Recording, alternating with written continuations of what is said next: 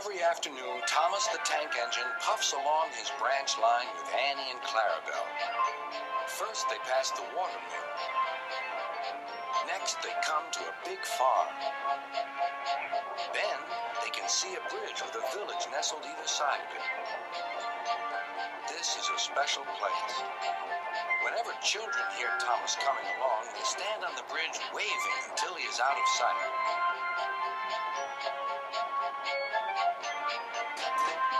One day, Thomas was running late. He had stopped at the signal before the bridge to talk to some new children. Percy the Green Engine was waiting too. "Hurry up, Thomas," called Percy when the signal dropped. "If you're late, Sir Topham Hatt may get a new engine to replace you." He would never do that, thought Thomas, but he was worried. Next day, Thomas hurried along the line. Just ahead was the goods yard.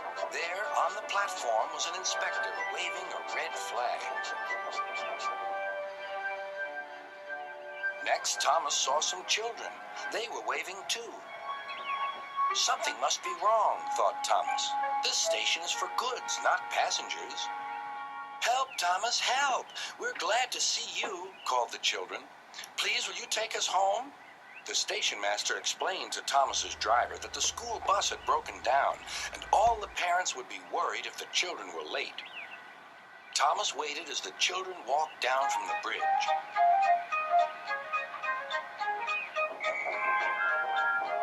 Then he took the children to the next station where Bertie was waiting to take them home.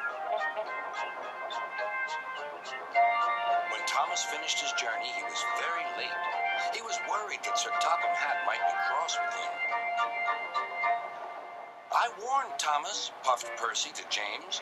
"He's been late one time too many. He'll be in trouble now." But next morning, when Thomas picked up his passengers, Sir Topham Hatt was nowhere to be seen.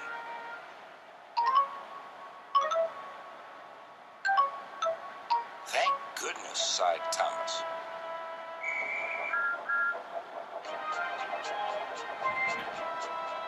Thomas knows every part of his branch line. Just ahead was a stretch where the hot sun had bent the rails on the track. "Careful, Thomas," called his driver, but it was too late.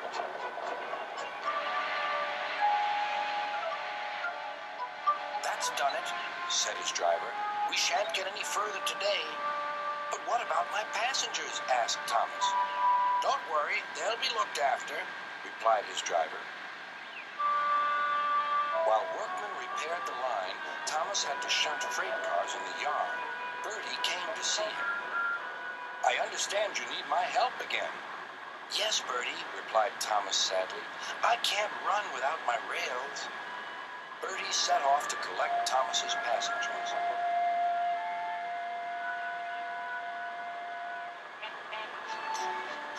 "Hello, Bertie," they said. "We're glad you're here." Bertie drove along the road that runs by the railway.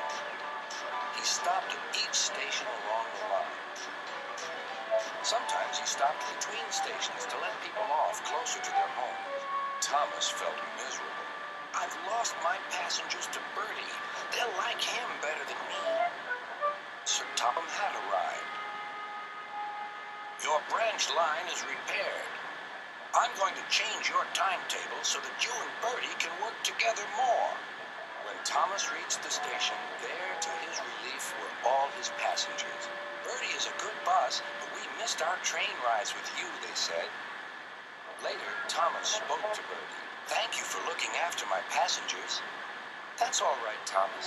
I'd like to make new friends, but I'm glad to share them with you." "You're a good friend indeed," replied Thomas, "and always will be."